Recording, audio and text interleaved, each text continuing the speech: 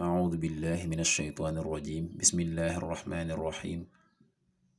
والصلاة والسلام على رسول الله سيدنا ومولانا محمد وآله وصحبه ومن والاه السلام عليكم ورحمة الله وبركاته bokki noo ngi leen di nuyu di leen ziyaara di leen balu xaq te di leen bal xaq di leen ñaanal jàmm waaye itam di sàkku ci yéen ngeen ñaanal nu ko di ñaanit borom bi tabaraka wa taala mu defal nu tawfiq boole nu it defal ndimbal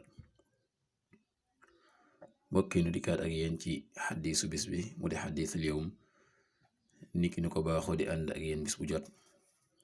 seen mbokk Cheikh Mbay Sekk di ko ànd ak yéen an Jundab ibni Sufyaan radiyallahu anhu qaal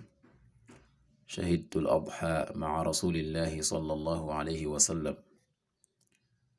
falamma qadaa salaatahu binnaasi nadara ilaa ganamin qad dubixat faqaal man dabaxa qabla as-salaati falyadbax saatan makaanahaa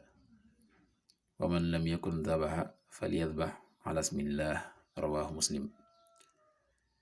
Jundab ibn Sufyaan yal na yàlla dolli ko ngërëm nee na sayidtul adha teewoon na tabaski maa rasulillahi sallallahu alayhi wa sallam ànd ak yonent bi sallallahu alayhi wa sallam falamma qada salaatahu binnaasi ba nga xamee ne yonent bi yeggal na julleem nga ci nit ñi xam ne jiite na julli nit ñi nadara ila ganamin xool na jëm ci gàtt qad dubixat boobu ren def na ko fa qaal yonente bi wax ne man dabaxa qabla salaati koo xam ne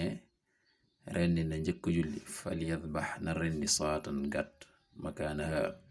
ca barawam nga xam ne ku rendi njëkk julli na rendi waat beneen gàtt wa man lam yakun dabaxa koo xam ne nag nekkul woon di rendi nga xam ne rendeegul fal yadbax na rendi ala ismillah ci turu yàlla na rendi ànd ak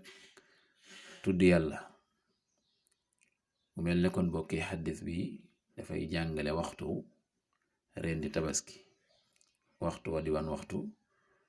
boo xamee ni julli nañ ba noppi nga xam ne ku julli ba noppi lay sooga rendi tabaski waaye ku julleegul bu mu rendi ci loolu la yonent bi ne man dabaxa qabla salaati falyadbax saatan makaanaha koo xam ne nag rendeegul woon njëkk ñuy julli na daa di rendi ba nga xamee ni julli nañ ba noppi ànd ak nag ci rendi ga ak tasmiya muy tudd yàlla. yàlla na yàlla defal tawfiq yàlla na yàlla defal ndimbal in uridu ila al islaaha mastata'tu ma tawfiqi illa billah wassalaamu alaykum wa rahmatullahi wa barakatuh.